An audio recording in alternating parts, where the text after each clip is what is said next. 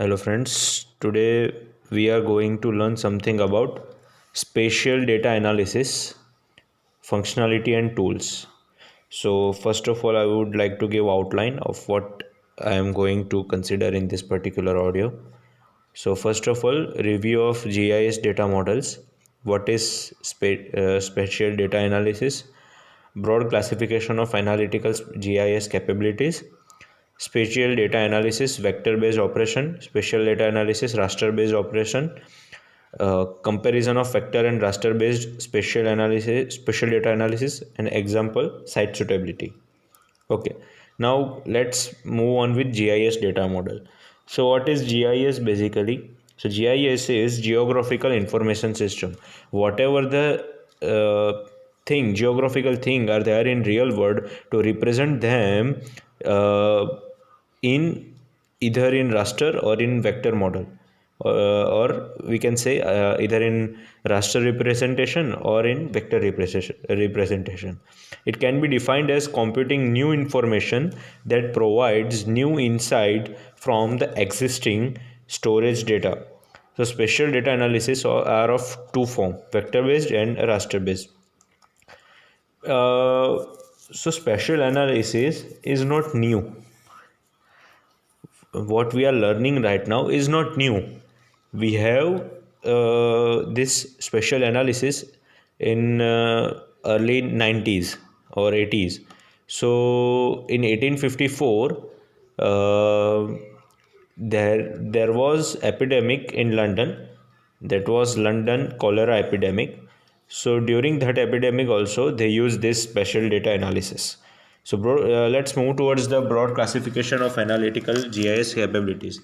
So there are such things like classification, retrieval, and measurements.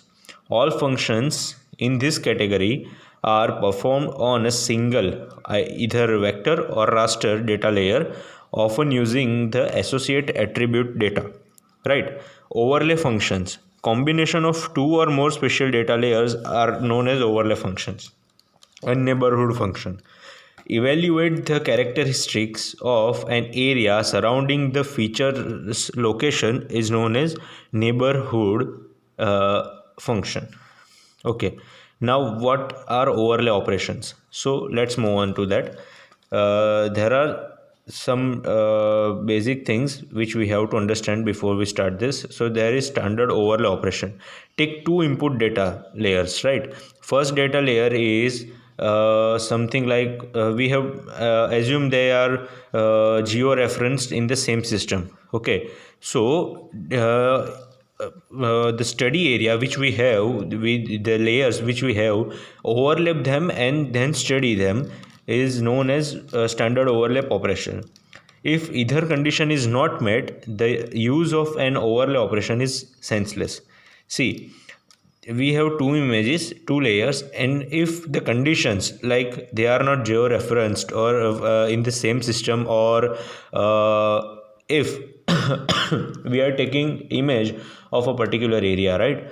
So if the two layers are of different area or different location, then the overlay operation is senseless.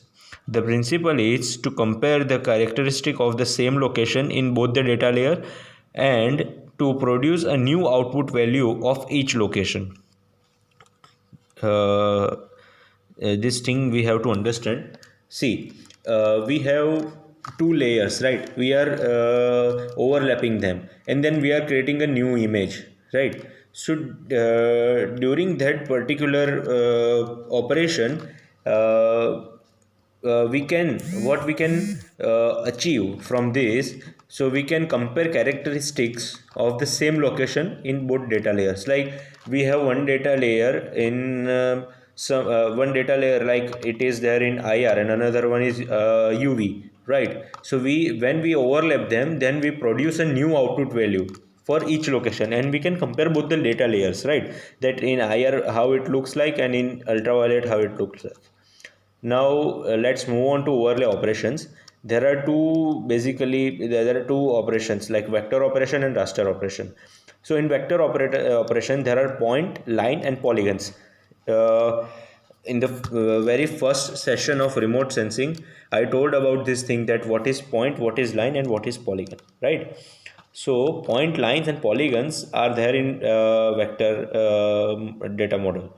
So when we overlap two different layer, there can be three possibilities. One, they intersect each other.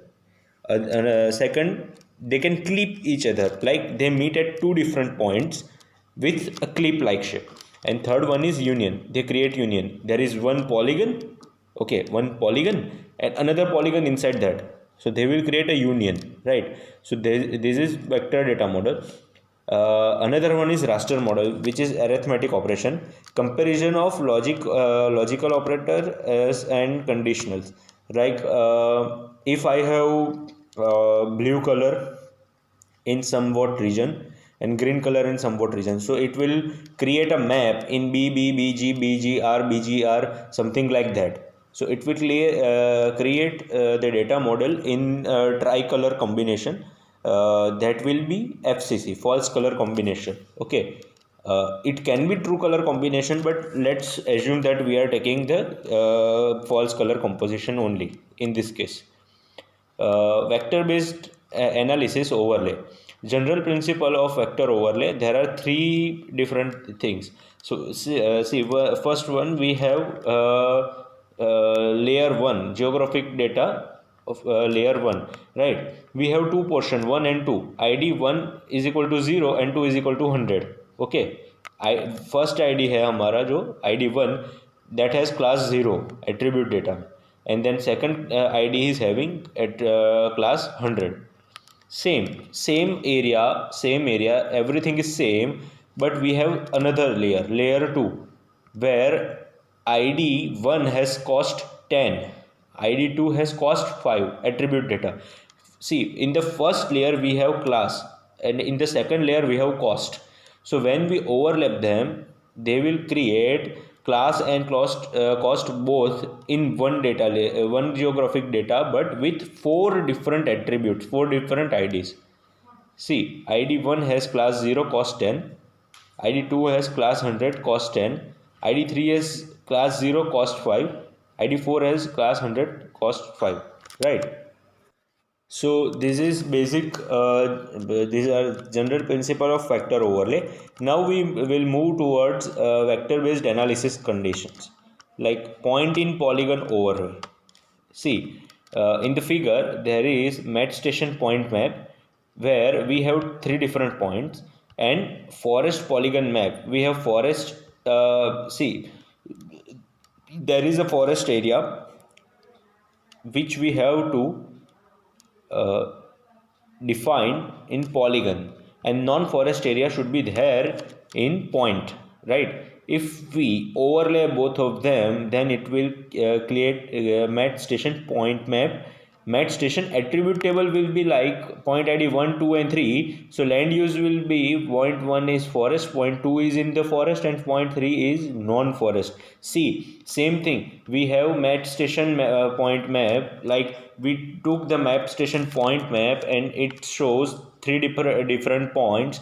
When we create a forest polygon map, the two of them, the 3 points which we got in the mat station point map, 2 points of them are there in forest area, and one is there in non-forest area, okay. So point id 1 and 2 are there in the forest area, and point id 3 is in non-forest area. So line in point in polygon overlay is just like this. Now line in polygon overlay. Suppose we have such area, like we are here in the polo forest, right? We are getting two. We have three roads, and we have to just describe them in our map as a line, right? And for the same place we have another map where it shows either it is forest area or non-forest area, like we have boundaries, so we have to describe it as a polygon, right? So when we overlap them, two of the line falls in forest area, but it intersects on two different points. Okay, it intersects on two different points to the forest area. So so initially we had 3 points, now we have 5 points, five different points. But the two points which intersects, they create four different point IDs.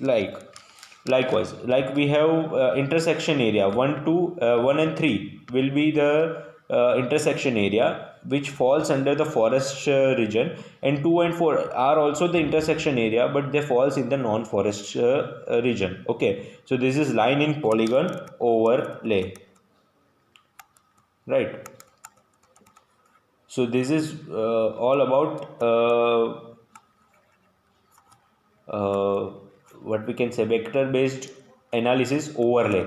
Now, vector based analysis conditional, we have to we have intersection of this output, the two inputs, right?